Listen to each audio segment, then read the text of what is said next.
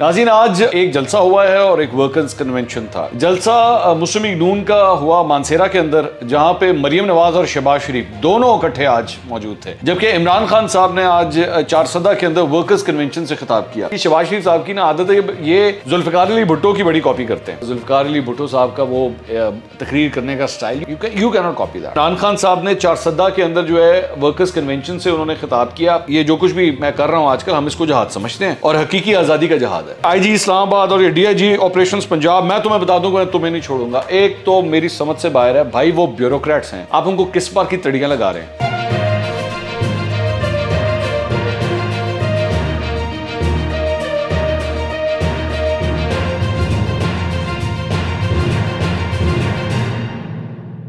अस्सलाम वालेकुम नाज़रीन, मैं हूं मंसूर अली खान। अपने यूट्यूब चैनल के ऊपर आपको खुश आमदीद कहूँगा। सबसे पहले आपसे दरख्वास्त के चैनल को सब्सक्राइब करना मत भूलिएगा और बेल आइकन ज़रूर प्रेस कीजिएगा।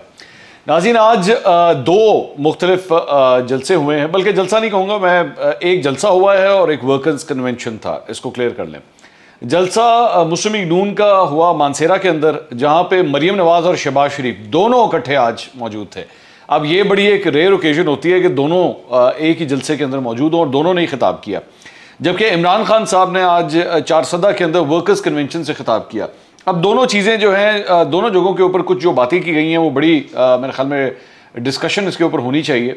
मैं आपके साथ शेयर करता हूँ। सबसे पहले चूँकि 5:30 बजे मरियम नवाज ने पहले खिताब किया था, तो उनके बारे में बात करते हैं। मैं थोड़ा सा पहले आपको ये बता दूँ कि जो हज़ारा का इलाका है, जहाँ पे मतलब एबटाबाद मानसेरा, इसके बारे में ये मैं आपको बता दूँ कि अभी जो बल्दियाती इंतखाबात हुए थे इस इलाके के अंदर, वहाँ से एबटाबाद में जो नाजिम की सीट थी मेयर की, वो पाकिस्तान तहरीक इंसाफ ने जीती थी। जबकि मुस्लिम लीग नून जो है वो मानसेरा की सीट जीतने में कामयाब हुई थी। तो दोनों में बड़ा मतलब टफ मुकाबला है। और दूसरी बात ये कि ये ज़हन में रखिएगा कि ये एरिया जो है वो एक ज़माने में मुस्लिम लीग नून का गढ़ होता था, सारा का सारा, मतलब एबटाबाद भी मानसेरा भी। लेकिन अब जो है वो ये सूरत हाल है कि एबटाबाद इनके हाथ से निकल गया, मानसेरा अलबत्ता मुस्लिम लीग नून के पास ही है। अच्छा जी, मरियम नवाज ने जनाब अपनी 5:30 बजे उन्होंने तकरीर शुरू की। अब ये ज़हन में रखिएगा कि इसी एरिया से ताल्लुक़ जो है वो कैप्टन सफदर का भी है। तो उन्होंने शुरू में ये बात की कि जी मैं अपने दूसरे घर आई हुई हूँ। ज़ाहिर बात है, उनका ससुराल बनता है। उन्होंने कहा जी हज़ारा नवाज शरीफ का था, है और रहेगा। हज़ारा मोटरवे का उन्होंने जिक्र किया। उन्होंने कहा 30 साल पहले जब मेरी यहाँ पे शादी हुई थी तो यहाँ तक इस्लामाबाद से पहुँचने में तकरीबन 4 घंटे लग जाते थे, अब आप 1 घंटे के अंदर पहुँच सकते हैं। शहबाज शरीफ के बारे में उन्होंने कहा जी उनकी कमर में तकलीफ थी, लेकिन फिर भी वो गाड़ी में चल कर आए हैं। शहबाज शरीफ से मोहब्बत है, वो मेरे दूसरे वालिद की तरह हैं, पाकिस्तान का हकीकी खिदमतगार हैं। केपी के अवाम ने जो है वो एब्सोल्युटली नॉट कहकर जो है वो इमरान खान को रिजेक्ट कर दिया। बेसिकली ये जो इमरान खान साहब ने अभी इस्लामाबाद की जो कॉल दी थी उसकी वो बात कर रही थी कि जनाब केपी के लोगों ने उनको रिजेक्ट कर दिया। इमरान खान ने केपी के अवाम के पैसे जो है वो अपने लिए इस्तेमाल किए इस लॉन्ग मार्च के अंदर। उन्हीं पैसों से स्कूल बन सकते थे, हस्पताल बन सकते थे। फिर उसके बाद सईद जान जो पाकिस्तान तहरीक इंसाफ के कारकुन हैं, जो जाबहक हुए इस सारे लॉन्ग मार्च के दौरान, उनके लिए भी इसाले सवाब की उन्होंने बात कही। उसके बाद उन्होंने कहा कि इमरान खान ने इनकलाब की उन्होंने बात की कि जी इनकलाब, तो उन्होंने कहा कि इनकलाब हेलीकॉप्टर में बैठ के नहीं आता, इनकलाब जो है वो हुकूमती गाड़ियाँ इस्तेमाल करके नहीं आता। केपी हुकूमत की जो गाड़ियाँ हैं, केपी हुकूमत की क्रेन जो है वो आप लोगों ने इस्तेमाल की। उसके बाद उन्होंने कहा कि हाँ, उन्होंने कहा कि जनाब इनकलाब जो है ना वो उस तरह आता है जिस तरह जब जजेस बहाल हुए थे कि नवाज शरीफ अभी निकले ही थे, तो अभी गुजरांवाला तक पहुंचे थे तो जजेस बहाल हो गए थे, इनकलाब जो है वो इस तरह आता है। अब ये जारी बात है, ये एक डिबेटेबल बात है, क्योंकि उस वक्त जब जजेस बहाल हुए थे तो सिर्फ इसकी वजह से नहीं हुए थे, उस वक्त के आर्मी चीफ ने एक्चुअली बीच में इंटरवेंशन की थी जिसकी वजह से जजेस बहाल हुए थे। वरना उससे पहले तो नवाज शरीफ साहब हर मुमकिन कोशिश कर रहे थे। उस वक्त उन्होंने पाकिस्तान पीपल्स पार्टी की गवर्नमेंट के साथ, पहले वो कैबिनेट में थे, लेकिन चूंकि जजेस बहाल नहीं हो रहे थे तो उन्होंने उसके बाद कैबिनेट भी छोड़ दी थी, लेकिन जजेस तब भी बहाल नहीं हुए थे। तो सिर्फ फैक्चुअली मैं ये ज़रा इस चीज़ को करेक्ट कर दूँ। अच्छा जी, उसके बाद उन्होंने कहा कि जनाब ये एक बात करता है कि जी इमरान खान के बारे में उन्होंने कहा कि इमरान खान ये बात करते हैं कि जी मुझे सुपर पावर मुझसे जो है वो डरती है, यानी अमेरिका के बारे में कि जी अमेरिका जो है वो मुझसे डरता है, लेकिन ख़ुद ये इतने डरपोक हैं कि ये जो है वो पेशावर में जाके बैठ गए हैं गिरफ्तारी के डर से कि मुझे गिरफ्तार ना कर लिया जाए। उसके बाद ऑडियो का उन्होंने जिक्र किया जो कल आई है मलिक रियाज की और आसिफ अली जरदारी की मुबैना ऑडियो जो आई है, उसका उन्होंने जिक्र किया कि जी वैसे तो कहते थे कि जी डट के खड़ा है कप्तान, लेकिन यहाँ पे तो पाँव पड़ा है कप्तान। और उसके बाद इन्होंने नवाज शरीफ के पास जो है वो बंदे भेजे कि जी मैं अपना लॉन्ग मार्च ख़त्म करना चाहता हूँ और किसी तरह मेरे साथ जो है वो कोई मामला तय कर लें, लेकिन नवाज शरीफ ने कह दिया कि तुम जो मर्ज़ी कर लो, हुकूमत जो है वो तुम्हारे कहने के ऊपर ख़त्म नहीं होगी। अब ये सुप्रीम कोर्ट ऑफ पाकिस्तान की मिन्नतें कर रहे हैं और उसके बाद उन्होंने हबीब जालिब का एक शेर भी पढ़ के सुनाया। अच्छा, आखिर में जाके जो असल मकसद था ना इस सारी चीज़ का वो जिक्र हुआ और आगे शहबाज शरीफ साहब की गुफ्तगू के अंदर भी ये बात पता लग गई कि अब ये बताएं कि जनाब अगर अवाम के लिए जो है वो शहबाज शरीफ को मुश्किल फ़ैसले करने पड़े तो आप जो है वो शहबाज शरीफ के साथ हैं। तो बेसिकली ये जो जलसा मुनक्किद हो रहा है इसका बेसिक मकसद ये है कि जी ये जो 30 रुपये का भी जंप आया है आगे भी आने वाला है, आगे भी मुश्किल हालात आने वाले हैं। और जिस तरह मैंने आपसे कहा था कि महंगाई का एक तूफ़ान आने वाला है, ये उसके लिए ग्राउंड तैयार हो रहा है और पब्लिक से रब्ते किए जा रहे हैं कि जनाब गुस्सा उनका जो है वो ज़रा ठंडा रखा जाए, क्योंकि इमरान खान साहब ऑब्वियसली इस चीज़ को पॉलिटिकली इस्तेमाल करेंगे। तो ये इन्होंने मरीम नवाज साहबा ने आखिर में जाके बात की। दूसरी बात ये, उसके बाद शहबाज शरीफ साहब आए, शुरू में उन्होंने भी इमरान खान साहब को तनकीद का निशाना बनाया, I will not repeat the things. फिर उसके बाद उन्होंने कहा कि जी इनकी गलत पॉलिसियों की वजह से हमें जो है वो ये तेल वगैरह की कीमतें बढ़ानी पड़ी, लेकिन मैंने 8 करोड़ लोगों के लिए 28 अरब रुपए महीने की जो है वो सब्सिडी का मैंने ऐलान किया और मैं केपी को भी जो है वो पंजाब बना दूंगा। यहाँ पे मेडिकल कॉलेज का उन्होंने ऐलान किया, 1 अरब रुपए की ग्रांट का उन्होंने ऐलान किया कि मैं यहाँ के पैकेज के लिए ऐलान करता हूँ। अच्छा, फिर उन्होंने बड़ी इंटरेस्टिंग बात की, उन्होंने कहा कि कर्जे इतने हैं कि नस्लें लग जाएंगी इनको उतारने में। अब ये जो कर्जे जो भी आज मुल्क के हैं वो कर्ज़ों में सिर्फ इमरान खान का अमल दखल नहीं है, आपकी बल्कि आपके भाई की जब हुकूमत थी, नवाज शरीफ साहब की हुकूमत, उनका भी अपना एक बहुत बड़ा रोल है। आसिफ अली ज़रदारी का भी है, उससे पहले भी है। हर हुकूमत ने अपने अपने हिस्से के कर्जे लिए हैं। तो सिर्फ और सिर्फ इमरान खान के ऊपर आप ये बात नहीं डाल सकते कि सिर्फ उन्होंने, हाँ उन्होंने भी बहुत लिए हैं, ऐसी बात नहीं है, उन्होंने अपने दौर पे भी बहुत कर्जे लिए, लेकिन आपने भी लिए हैं, आपने भी बहुत कर्जे लिए हैं और आप अभी भी कर्जा लेना चाह रहे हैं। आप अभी भी जो IMF के साथ गुफ्तगू कर रहे हैं, ये सारा कुछ जो कुछ भी कर रहे हैं, वो अभी भी आप उनसे कर्जा लेने के लिए ये सब कुछ कर रहे हैं। तो ये कर्जे लेने का सिलसिला रुका नहीं है, आप अभी लेंगे और मैं आपको ये बता दूं कि अभी आप और भी लेंगे, ये भी मैं आपको अभी से बता दूं। अच्छा जी, फिर उसके बाद उन्होंने कहा जनाब फ्री लैपटॉप कि जी मैं यहाँ के जो होनहार तालिब इल्म हैं उनके लिए मैं फ्री लैपटॉप का जो है वो ऐलान करूँगा। और फिर उस सवाल किया उन्होंने कि जी आपको फ्री लैपटॉप चाहिए, क्लैश एंड कोफ तो नहीं चाहिए, ये उन्होंने बात कही। तो जारी बात है लोगों ने हाँ ही कहना था यहाँ पे, ये तो कोई नहीं कहता नहीं जी मुझे क्लैश एंड कोफ दे दें। अच्छा, फिर इंटरेस्टिंग बात ये मुझे बड़ी हैरानगी की बात लगती है, शहबाज शरीफ साहब की ना आदत है ये जुल्फ़िकार अली भुट्टो की बड़ी कॉपी करते हैं, बहुत कॉपी करते हैं। मैंने अक्सर इनको देखा है, ये पहले भी जब 2013 से 18 तक इनकी गवर्नमेंट थी नून लीग की, तो उस वक्त भी अपनी जो तकरीर का स्टाइल है ना उसके अंदर जुल्फ़िकार अली भुट्टो की बेसिकली वो कॉपी करते। तो आज भी उन्होंने यही कहा कि पाकिस्तान की तरक्की के लिए बताओ काम करोगे, लड़ोगे, मेहनत करोगे। तो ये टिपिकल जुल्फ़िकार अली भुट्टो की ये कॉपी है। ये उनका एक तकरीर थी उनकी जिसके अंदर उन्होंने सब कुछ किया था, लेकिन माज़रत के साथ आई मीन जुल्फ़िकार अली भुट्टो साहब का वो तकरीर करने का style you can not copy that. Shahbaz Sharif साहब, I am sorry to say this, लेकिन हकीकत ये है कि तकरीर करना आपका सबसे वीकेस्ट पॉइंट है। तकरीर करना, प्रेस कॉन्फ्रेंस करना, आवाम से खिताब करना, ये शहबाज शरीफ साहब का सबसे वीकेस्ट पॉइंट है। मतलब इनकी स्ट्रेंथ्स भी हैं, ऑब्वियसली एडमिनिस्ट्रेटिव स्ट्रेंथ्स हैं इनकी, लेकिन ये जो खिताब और ये सारी चीज़ें जो है ना, इनका बहुत बड़ा वीक पॉइंट है भाई, बहुत बड़ा वीक पॉइंट है। और भी ज़्यादा अजीब लगता है जब आपको लगता है कि यार आप एक और लीडर की कॉपी कर रहे हैं, मतलब जुल्फ़िकार अली भुट्टो की आप कॉपी कर रहे हैं। Please don't do that. आप अपनी ही कोई ओरिजिनलिटी खुदा के लिए लेकर आइए। तो ये जनाब इनका लुबे लुबाब था सारी चीज़ का। लेकिन दोनों की, चाचा की और भतीजी की जो स्पीच सुन के जो है वो यही अंदाज़ा हो रहा था कि बेसिकली ये ग्राउंड क्रिएट किया जा रहा है कि जनाब ये जो महंगाई का तूफान आ रहा है, वजह तो सानू भुलना जाना तो सानू वोट ज़रूर देना। असल मकसद जो है वो ये था। उसके अलावा जनाब इन्होंने उसके बाद इमरान खान साहब ने चारसद्दा के अंदर जो है वर्कर्स कन्वेंशन से उन्होंने खिताब किया। छोटी जगह थी, इसको आप किसी जलसे से कंपेयर नहीं कर सकते। मैंने देखा वो, मैंने थोड़ा सा जो मुझे कुछ और विजुअल्स मिले जो लोगों के वहाँ पे आए हुए थे, छोटी जगह के ऊपर ये मुनक़्क़िद किया गया था। तो वर्कर्स कन्वेंशन तो सिर्फ वर्कर्स के लिए होता है, आम आवाम के लिए नहीं होता। तो एनीवेज इमरान खान साहब ने जनाब वहाँ पे उन्होंने भी 2-3 कुछ कंट्रोवर्शियल बातें की हैं, और उसको भी डिस्कस कर लेते हैं। एक तो उन्होंने कहा कि जी एक चीज़ आप अपने ज़हनों में डाल लें कि ला इलाहा इल्लल्लाह का मतलब क्या है? इसका मतलब है कि ये इंसान को आज़ाद करता है। पाकिस्तान का मतलब क्या था ला इलाहा इल्लल्लाह, और कि जी ये किसी को ये बताता है कि आप किसी के सामने नहीं झुकेंगे। इम्पोर्टेड हुकूमत मुसल्लत कर दी गई है। हाँ, फिर उन्होंने कहा जी 2 कारकुन हमारे शहीद हुए हैं, ये अल्लाह की राह में शहीद हुए हैं। और मेरा माज़रत के साथ इससे इख्तलाफ है। मतलब वो जो बेचारे इस दुनिया से चले गए, इसको खुदा के लिए इस्लाम के साथ मत जोड़ा करें, इसको इन चीज़ों के साथ मत जोड़ा करें। ये आपके पॉलिटिकल कैंपेनिंग के चक्कर में निकले हैं, आपके पॉलिटिकल मुजाहरे के चक्कर में निकले थे, ठीक है। इसकी अगर कोई रिस्पॉन्सिबिलिटी बनती है तो हाँ आपके साथ बनती है। मैं इसको खुदा के लिए मज़हब के साथ इसको एसोसिएट कीजिए, मेरी सिर्फ ये रिक्वेस्ट है। फिर उन्होंने अपने 2 कारकुन जो ज़ख्मी हुए हैं, उन्होंने कहा उनकी टांगें टूटी हुई हैं, वो कह रहे थे मैं उनसे भी मिल के आया हूँ। उन्होंने कहा जी जब तक मैं ज़िंदा हूँ मैं इन चोरों के ख़िलाफ़ कभी भी अपना जो है ये एहतजाज ख़त्म नहीं करूँगा।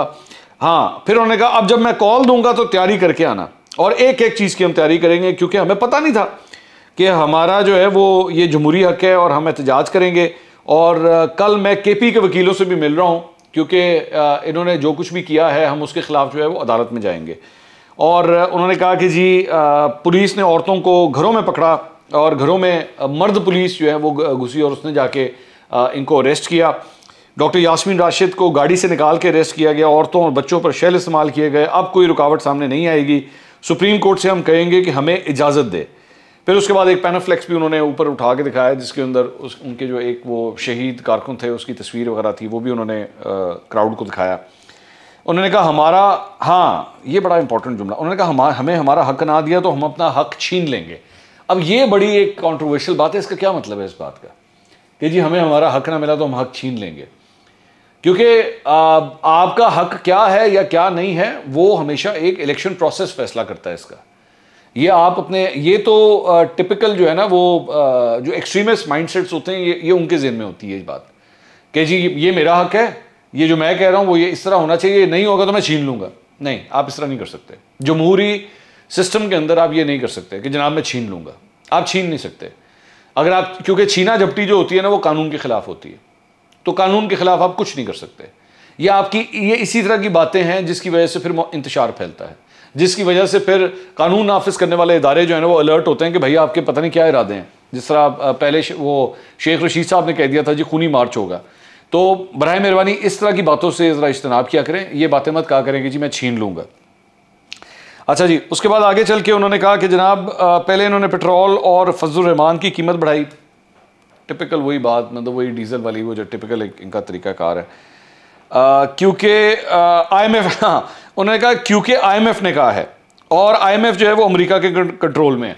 अच्छा, मुझे इस बात की समझ नहीं, भाई जब आप पेट्रोल की कीमतें बढ़ा रहे थे तो वो भी तो आपको भी तो IMF ही कह रहा था, आपने नहीं बढ़ाई क्या शौकत तरीन साहब ऑन रिकॉर्ड नहीं है जिसमें उन्होंने बताया था जी हर महीने जो है वो पेट्रोल की कीमत हमें बढ़ानी पड़ेगी, और ये जो आपने कर्जों के हवाले से मुआहदा किया था, आपने भी तो जाके किया था IMF से मुआहदा, तो आप भी वो ये सब कुछ कर चुके हैं जो ये कर रहे हैं। लेकिन फ़र्क ये है कि आपने वो 10-10 रुपए भी कम कर दिया, जिसकी वजह से इनको 30 रुपए का अभी फिलहाल जंप मारना पड़ा है, अभी और भी मारेंगे आगे। लेकिन ये मत कहें कि आपने कुछ नहीं ऐसा किया, वह आप भी ये कर चुके हैं IMF के साथ डील। और मजे की बात ये, आज जाके इनको पता लग रहा है कि IMF जो है वो अमेरिका के कंट्रोल में है। अच्छा, और मजे की बात, मैं इसको जब डॉट्स को कनेक्ट करता हूं, IMF अमेरिका के कंट्रोल में है, हुकूमत अमेरिका लेकर आया हुआ है, मतलब इनके मुताबिक, इनके फॉर्मूले के मुताबिक ये इंपोर्टेड हुकूमत अमेरिका लेकर आया हुआ है। तो उसके बाद अमेरिका जो ये ला के भी इस हुकूमत को इतनी मुसीबत पड़ी हुई है कि इसको फिर भी पेट्रोल की कीमतें बढ़ाना पड़ी। मजा तो तब आता ना कि IMF के कंट्रोल में होता, आपको ये कह रहे होता कि जनाब पेट्रोल की कीमतें बढ़ाएं, आपके ऊपर ये तलवार लटक रही होती। लेकिन जब ये हुकूमत आई है तो उनको वो कह देते जी ठीक है आप मत बेशक बढ़ाएं, ये पैसे ले लें हमसे। वही सीन है, एग्जैक्टली वही सिनेरियो है। मुआहदा आपने फरवरी के अंदर उसमें लिखा हुआ है कि आप उनसे कमिट करके आए हुए थे कि जनाब हमने पेट्रोल की कीमतें बढ़ानी है। वो तो जब आपको पता लगा कि जनाब मेरी हुकूमत जाने लगी है तो फिर आपने 10-10 रुपए कम कर दी। तो अजीब, मेरा दोनों बातों में तजाद आता है। एक जगह IMF अमेरिका के कंट्रोल में, और इधर से हुकूमत भी जो है वो अमेरिका ने यहाँ पे जो है वो मुसल्लत कर दी है। अमेरिका का नाम लेते हैं ना ये, तो ये दोनों बातों में एक क्लैश नजर आता है। उसके बाद इन्होंने कहा कि जी भारत में जो है वो 25 रुपये पेट्रोल की कीमत कम कर दी गई, क्योंकि रूस से जो है उन्होंने तेल ले लिया, तो इस वजह से अब मैं इसके बारे में पहले भी बता चुका हूं कि भाई उसका रूस के तेल से कोई ताल्लुक नहीं है, उसका इस बात से ताल्लुक है कि उसके ऊपर ड्यूटीज़ कम की गई थी। इंडियन गवर्नमेंट, मैं इस पर पहले एक वीलॉग कर चुका हूं जिसमें बता चुका हूं कि उसमें एक्चुअली ड्यूटीज़ कम की गई थी, जिसकी वजह से वो पेट्रोल की प्राइस जो है वो इंडिया के अंदर ड्रॉप हुई थी। उसके बाद उन्होंने कहा कि हाँ, एक तस्वीर सामने आई है जिसमें पाकिस्तानी डेलीगेशन जो है वो इजराइल गया हुआ था और ये इजराइल को तस्लीम करने जा रहे हैं। अब ये भी इतनी गलत बात है, मैं इसके ऊपर भी एक पहले वीलॉग कर चुका हूं। और ये बेसिकली अहमद कुरैशी साहब वो अभी गए हुए थे एक डेलीगेशन के साथ। अच्छा, वो जो डेलीगेशन है, वो डेलीगेशन जो है वो सारा का सारा अमेरिका में जो पाकिस्तानी मुकीम है ना, उनके साथ यहां से अहमद कुरैशी साहब गए थे, ठीक है। और अहमद कुरैशी साहब माजरत के साथ ये जो विजिट तो इन्होंने अभी किया है, लेकिन इमरान खान साहब के दौरे हुकूमत में ही अहमद कुरैशी ने इजरायली टीवी को इंटरव्यू भी दिया था, इन्हीं इमरान खान साहब के दौर के अंदर। और उस वक्त भी वो यही कहते थे कि जनाब इजराइल के साथ ताल्लुकात ठीक होने चाहिए। और मैं इसकी बड़ी मुखालफत करता हूं। मेरे वीलॉग्स मौजूद हैं, आप जाके देख लीजिएगा, जाके सर्च के अंदर इजराइल लिखेगा तो इस सारे मामले भी आ जाएंगे, सारी मेरी वीडियो सामने आ जाएंगी। बल्कि अगर आप मेरे इसी यूट्यूब के होम पेज के ऊपर जाएं तो वो नूर दाहिरी का इंटरव्यू भी पड़ा हुआ है, तो मेरी तो पोजीशन स्टेटेड है इसके ऊपर। लेकिन हाँ, ये सवाल जरूर है कि ये करवाना कौन चाहता है, ये इजराइल को तस्लीम कौन करवाना चाहता है? क्योंकि इन्होंने कहा जी ये इजराइल को तस्लीम करने जा रहे हैं, तो इजराइल को तस्लीम तो हम नहीं होने देंगे किसी ना। आपके दौर में होने दिया था जब इस किस्म की कोई कोशिशें शुरू हुई थी, आपको याद है? एक दो एंकरों ने जो है वो, एक एंकर ने जो है वो ट्वीटें करना शुरू की थी, कामरान खान साहब ने, मुबशर लुकमान साहब ने जाके इजरायली टीवी को इंटरव्यू दिया था, ये अहमद कुरैशी साहब ने भी जाके इंटरव्यू दिया था। तो एक कोशिश लग रही थी, बीच में से ट्राई की जा रही है कि किसी तरह इजराइल को एक्सेप्ट कर लिया जाए इमरान खान साहब के दौरे हुकूमत में। इन्होंने इसके खिलाफ कोई एक्शन नहीं लिया था और मैंने उस वक्त भी ये बात कही थी कि भाई इनको कोई रोकता क्यों नहीं है, इनसे जाके कोई पूछता क्यों नहीं है कि जब पाकिस्तान की एक स्टेटेड पॉलिसी है कि हमने इजराइल को नहीं एक्सेप्ट करना, ये एंकर हजरात किसके कहने पे जा रहे हैं? तो उस वक्त उन्होंने कुछ नहीं कहा था। आज जाके जरूर सवाल उठा रहे हैं कि जी क्यों गए। और अहमद कुरैशी के, माजरत के साथ, अहमद कुरैशी के इजराइल जाने से आपके ख्याल में पाकिस्तान इसको एक्सेप्ट कर लेगा?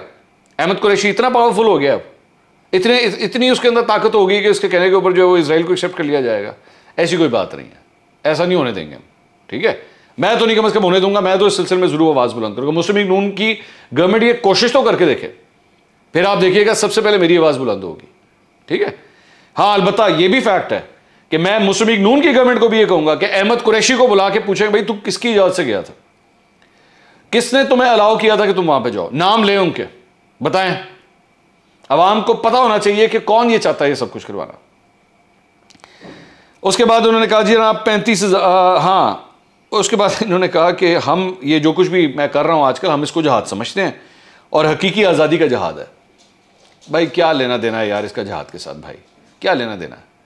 आपकी पॉलिटिकल कैंपेन है, उसके अंदर कभी इसको जहाद बना देना, क्या किस किस्म का जहाद यार? मतलब कोई बात है करने वाली? आपको कुर्सी चाहिए, कुर्सी की खातिर जहाद होते हैं? मतलब किस चीज़ को किस चीज़ के साथ आप कंपेयर कर रहे हैं? तो वो बेसिकली असल बात यही है कि इमरान खान साहब ने मज़हब का इस्तेमाल अपनी तकरीरों के अंदर करना होता है, अमर बिल मारूफ है, जहाद है, और ये और शुरू भी जिस तरह इन्होंने किया। ख़ास तौर पे मैंने नोट किया है केपी के अंदर जब ये तकारीर करते हैं ना, तो उसके अंदर तो मज़हब का बार बार वो इस्तेमाल ज़रूर करते हैं। इसकी वजह यह क्योंकि ऑब्वियसली केपी के जो लोग हैं वो काफ़ी मजहबी लोग हैं, तो इसलिए ऑडियंस को देखते हुए उस सेंटिमेंट को भी उभारने की कोशिश करते हैं बार बार।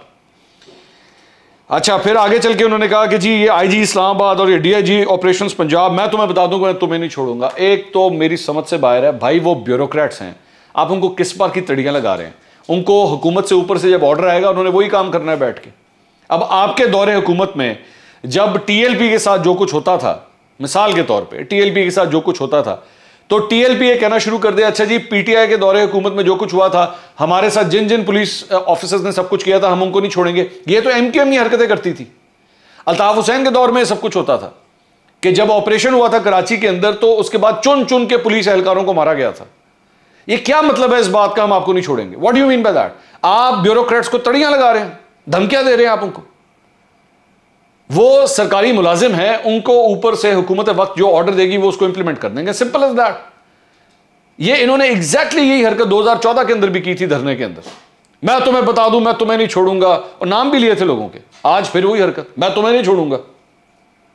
Get out of this mentality for God sake. वो सरकारी मुलाजिम है, कल को पता नहीं किधर उनकी ड्यूटी होगी, क्या होगी, एम खामखा उनको धमकियां तड़ियां लगा रहे हैं आप। तो ये जनाब, ये सारा लुबे लुबाब जो था ना, वो ये सारा था।